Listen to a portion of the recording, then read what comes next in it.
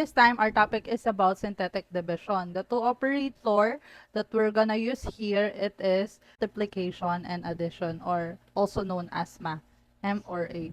And in order for us to understand it more, let's dive in this problem, okay?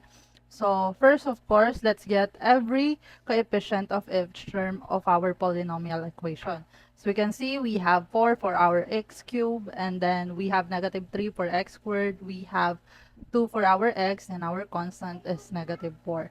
Then let's get the value of our x by getting this 1, and then we equate it to 0, and then 1/2, we just need to transpose to the other side in order for us to get the value of our x. 1 over 2 is in here, okay? And then after that, let's bring down the value of 4, so we can see. And as we said a while ago, we're just using multiplication and addition. So we can see here. Then first, we need to multiply 4 times negative 1/2, it is equals to negative 2. And then negative 3 plus negative 2, it is equals to negative 5. And then negative 5 multiplied by 1/2, it is equals to 5 over 2. And then let's simplify 2 plus 2 over 2 here, okay? We know that every time we have a whole number, we have over 1 here, right, as our denominator. Then let's have a new trick in order for us to solve this kind of problem, okay? First thing, we just need to multiply our denominator. 2 multiplied by 1, it is 2. Then let's put it in our denominator, answer in our denominator, okay? And then after that, we just need to multiply 1 by 5, and it is 5, right? And then multiply 2 by 2, it is 4. Then we just need to copy our operator here, above here, then simplify it. 5 plus 4, it is equals to 9. So that's the new trick in order for us to simplify fractions. Okay, so let's put it here as we can see. Then let's multiply once more. 9 over 2 multiplied by negative 1 over 2, and 9 multiplied by 1, it is negative 9, sorry, negative 1 over negative 1 multiplied by 9, it is negative 9. And then we know that 2 multiplied by 2, it is 4. So what we're gonna do is let's put it here, and then let's simplify it once again.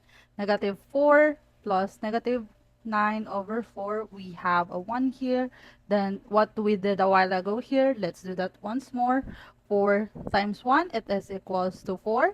And then 4 multiplied by 4, it is equals to 16. And don't forget our negative sign, okay?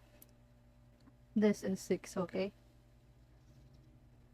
It's hard to use uh, mouse. Okay? Next is negative 9. Multiplied by 1, it is negative 9 also. Then as we did a while ago, we just need to copy our operator, which is add. We just need to add it up. Then we will get the value of negative 25 over 4. That's why it is here. It is already our remainder. So next problem, let's simplify this. Okay, let's get first our coefficient for each term. We need to observe every power that we do have here, okay? As we can see, x raised to 4 have a coefficient of 1.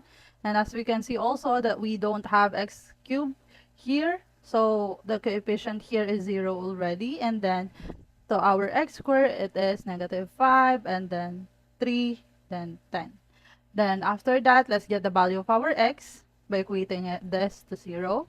Then we just need to transpose the negative 2 to the other side. That's why it becomes positive. Then we put it our x here, which is 2.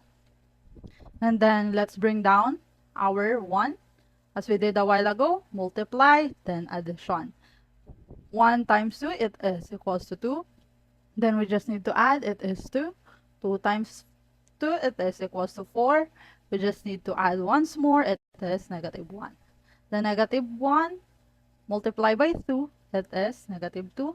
Then we just need to add, we will get positive 1. Then 2 multiplied by 1, it is equals to 2. And then we just need to simplify it, and we will get the value of 12. So this is our remainder already, okay? Okay, what we did a while ago, let's get or put every coefficient in each term.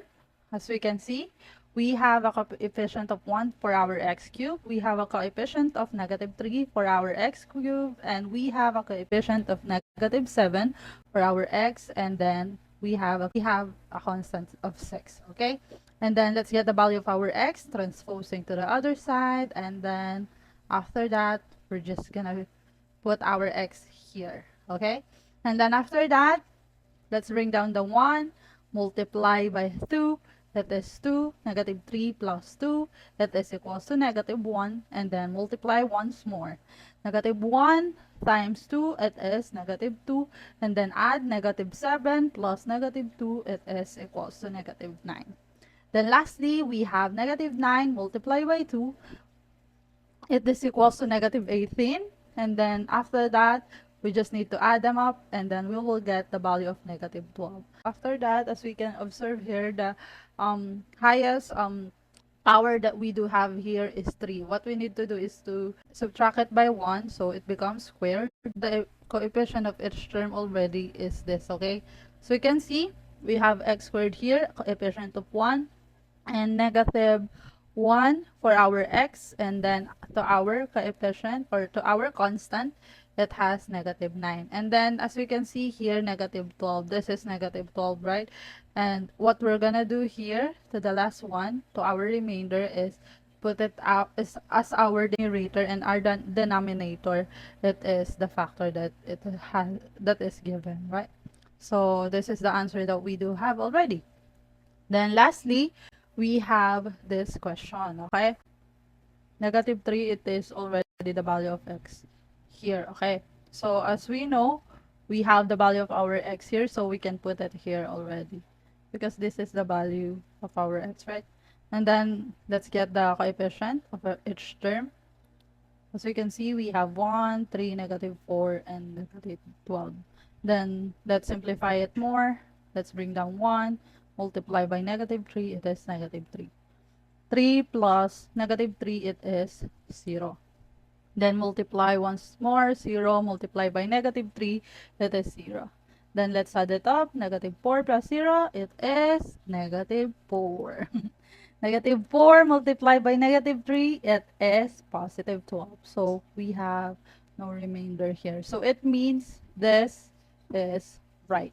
We are finding the roots of this specific equation. We know we have cube here, so it means we have 3 roots, right?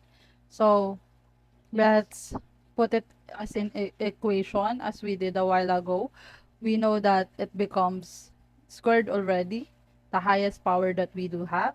So it becomes 1 squared. We don't have x, the value of our x here already because it is 0, and then our constant is negative 4. So it is in equation already. Let's factor it out already, okay, this equation. This equation is equals to x plus 3x squared minus 4, which is this, right? To the equation that we get a while ago. And also the value of negative 3 here. We just need to transpose it to the other side in order for us to get x plus 3 here, okay? And then we already got the value of 1x, so we are just finding the value of our 2x, okay? 2 x sub 2 and x sub 3 rather. So what we're gonna do is to equate this into 0. So you can see here, we equated this into 0. We just need to transpose the negative 4 to the other side, and after that, we just need to put square root both sides in order for our square to be cancelled out. So as we can see, we have the value of x, which is positive and negative 2. So we have our answer already. X sub 1 is negative 3, x sub 2 is positive 2, and x sub 3 is negative 2. So that's it. Thank you for watching. See you to the next vlog. Whoa!